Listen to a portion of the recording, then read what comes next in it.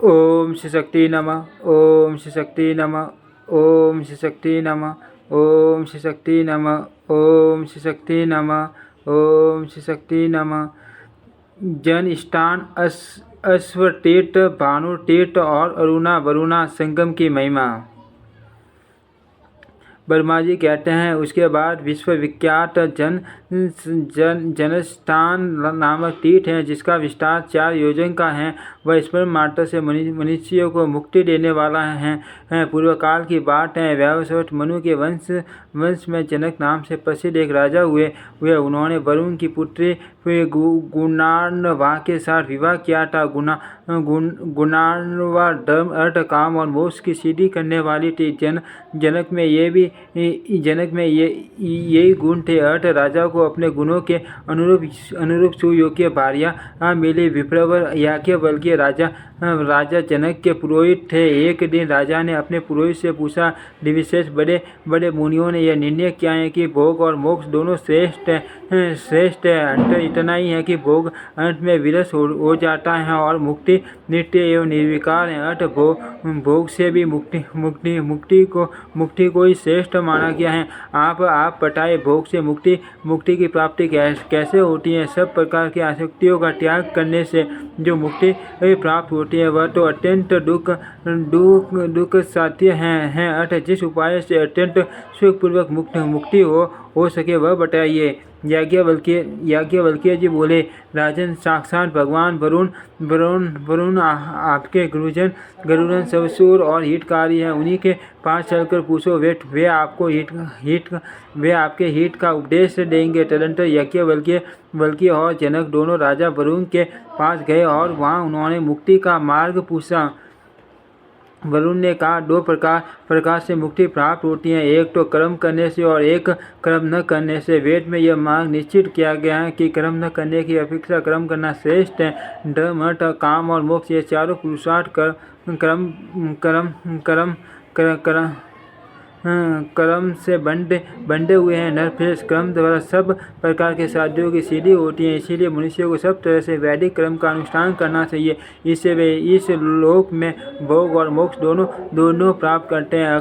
अक्रम से कर्म पवित्र हैं। कर्म भिन्न आश्रमों और वर्णों के अनुसार अनेक प्रकार के होते हैं। वनों और आश्रमों में भी 4 आश्रम कर्म के द्वारा माने गए हैं। उनमें भी गृहस्थाश्रम अधिक पुण्यदायक है। उससे भोग और मोक्ष दोनों प्राप्त हो सकते हैं। यही मेरा मत है। यह सुनकर राजा जनक और बुद्धिमान याज्ञवल्क्य ने वरुण का पूजन किया और पुण्य यह बात पूछी, सूर्यश्रेष्ठ, आपको नमस्कार है, आप सर्वज्ञ हैं। बताइए, कौन सा देश और तीर्थ ऐसा है जो भोग तथा मोक्ष प्रदान करने वाला है?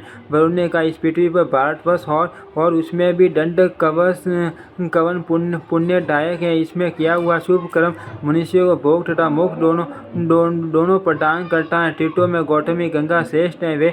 वे मुक्तिदायिनी मानी गई हैं। वहाँ यज्ञ और दान करने से मोक्ष की प्राप्ति होती है। वरुण का यह उपदेश सुनकर याज्ञवल्क्य और जनक उनकी आज्ञा ले अपनी पुरी में लौट आए। फिर गंगा तीर्थ पर जाकर राजा जनक ने अश्वमेघ आदि यज्ञ किए और विप्रवर याज्ञवल्क्य ने उन यज्ञ को आश्रय का कार्य किया। गौतमी गंगा के तट पर यज्ञ करने से राजा को मोक्ष की प्राप्ति हुई। अटल पश्चात जनक वंश के बहुत से राजा क्रमश वहाँ आकर यज्ञ करते और गोदावरी की कृपा से मोक्ष की भागी होते रहे। तभी से यह तीर्थ जनक स्थान के नाम से विख्यात हुआ।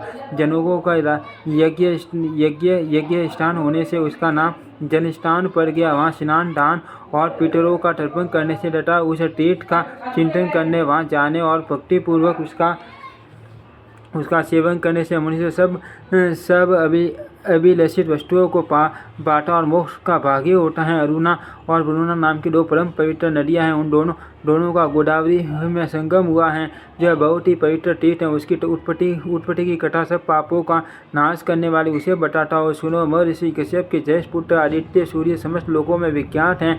वे तीनों लोकों के नेत्र हैं। उनकी किरणें अत्यंत दुस्सह हैं। भगवान सूर्य के रथ में 60 घोड़े जुटे होते हैं। सूर्यदेव संपूर्ण लोकों द्वारा पूजित है। उनकी पत्नी का नाम उषा है। उषा विश्वकर्मा की पुत्री और त्रिभुवन की अद्वितीय सुंदरी है। उसे अपने स्वामी के तीव्र ताप का सहन नहीं हो पाता था। वह सदा इसी चिंता में पड़ी रहती कि मुझे क्या करना चाहिए। उषा के 2 बुद्धिमान पुत्र थे, व्यासवत मनु और यम। एक कन्या भी थी जो परम पवित्र यमुना नदी के रूप में विख्यात हुई। एक दिन उषा ने अपने समान रूप वाली अपनी साया उत्पन्न की और उससे कहा, तू मेरी जैसी होकर मेरी आज्ञा से पति की सेवा तथा मेरे पुत्रों का पालन कर। मैं जब तक लौट न आऊँ तब तक आप ही पति की प्रेयसी बनकर रहो। यह रहस्य किसी को न बताना। मेरी संतानों पर भी ये भेद प्रकट न होने पाए। साया ने बहुत अच्छा कहकर उषा की आज्ञा स्वीकार कर ली और उषा से घर से निकल गई।